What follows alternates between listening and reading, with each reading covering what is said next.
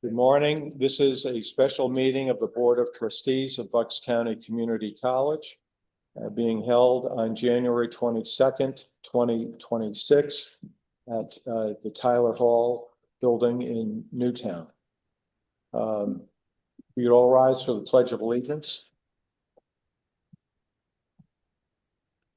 I pledge allegiance to the flag of the United States of America and to the republic for which it stands, one nation, under God, indivisible, with liberty and justice. Broward, could you take the roll? Rick Lucas. Jim Dancy. Here. Rhoda Davis. Lotus, I see him. He's here. Tabitha DeLangelo. Here. Blake Eisenhart. Present. Jamie Fasselor. Present. Ronnie Hughes. Here. John Suda. Present. Tom Jennings. Here. Adrian King. Here. Vince Magyar. Present. Carol Leone Ferguson. Here. John Murray. Here. Ed Talkmagian. Here. Bill Worsta. Here. Patrick Jones. Here. Michael Clark. Here. To note that prior to this meeting, the board met in executive session to receive information relative to the annual audit. The board also met on Tuesday, the 13th, for a board retreat. Is there any public comment today here in the room? Anything online?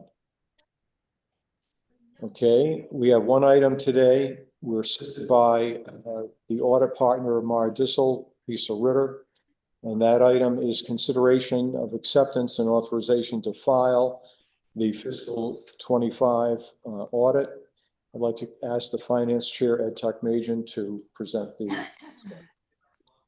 Thanks, Chair James. Good morning, trustees.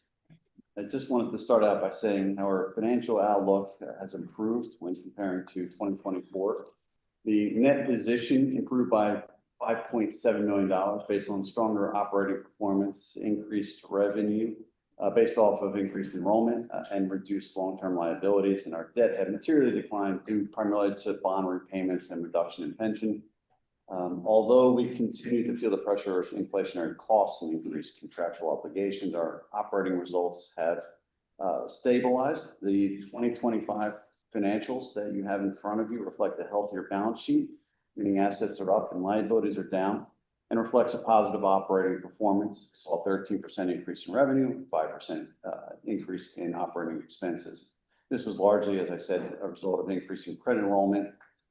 This is with the ongoing mindset of the enrollment cliff that we all spoke of, and these financial results seem to indicate that Bucks is weathering that storm a little better than anticipated.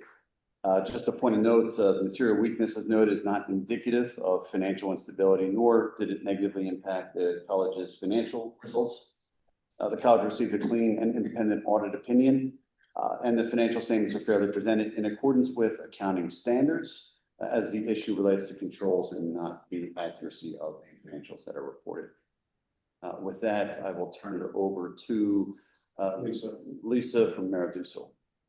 So I would just reiterate that for the year ended 6/30/25, there is an unmodified or clean opinion, and a single audit was completed related to your federal funds. Most of that is student financial assistance.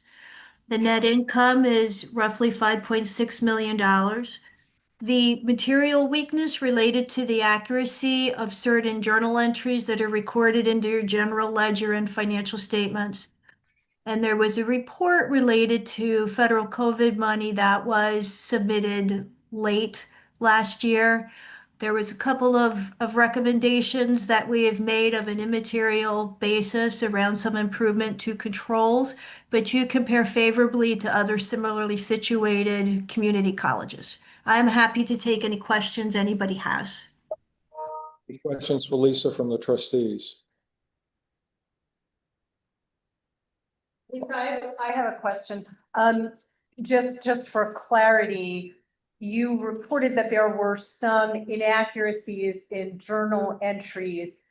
Those were, I believe, corrected by you and your staff before the financials were finalized. Is that correct? The financials are materially accurate, so any errors that we would have found have been corrected. Thank you. Thank you. Niels, Patrick, anything to add? I will just add that coming out as looking at the weaknesses, we will be conducting an extensive after-action review to determine what happened and what we need to do to fix it to make sure this doesn't happen again. Okay, thank you.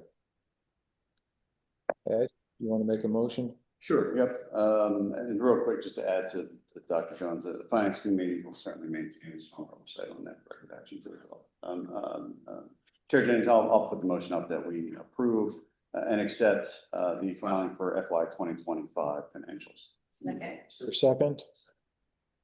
Any further discussion? Ms. Brower, the roll, please. Jim Nancy, Yes, I approve the financials and the audit report in its entirety. Thank you. Bronis Davis.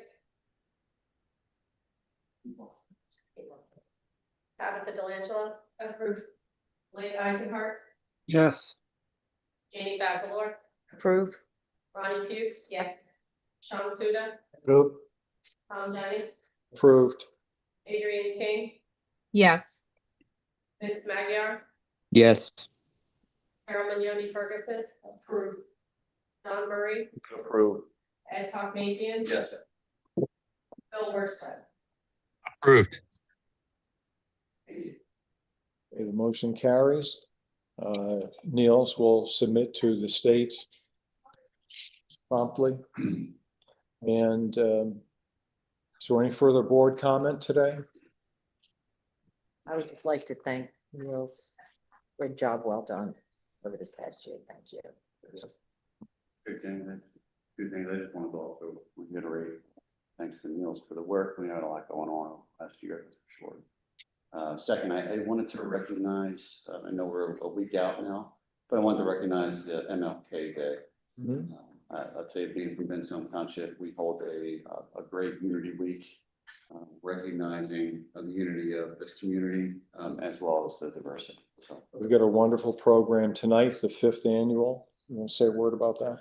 Tonight will be the 5th annual Martin Luther King Awards ceremony, where we recognize 4 leaders of the community in various categories. So there's a corporate award, there's a humanitarian award, and communitarian award, and a student award. This will be the 5th annual. 5 o'clock in the solarium is the reception. 5:30 right across from it in Gallagher will be the awards ceremony. And one thing of note is this year, we are giving each of the awardees a Malmark bell. So as their awardee gift, we reach out to Malmark. If you're familiar with church handbell choirs around the world, Malmark is the premier bell. It's made in Plumsteadville. And so they're receiving a bell engraved with the college logo on the back, their name, and that they've received the award this year. And the inspiration for that was Dr. King's speech. Typically, people quote the beginning, "I have a dream." If you listen to the entire speech, that is where he says, "Let freedom ring." And he goes on to say, "Let freedom ring from the Alleghenies, let freedom ring from every city and hamlet across the country," and so on and so forth. So it seemed appropriate in this 250th anniversary year to recognize the bell, letting freedom ring, and a unique gift from Bucks County. It's a great event starting at 5 o'clock tonight. Dr. Jones, roughly what is the demography of the attendees of that Martin Luther King celebration? What is the demography? What kind of people attend?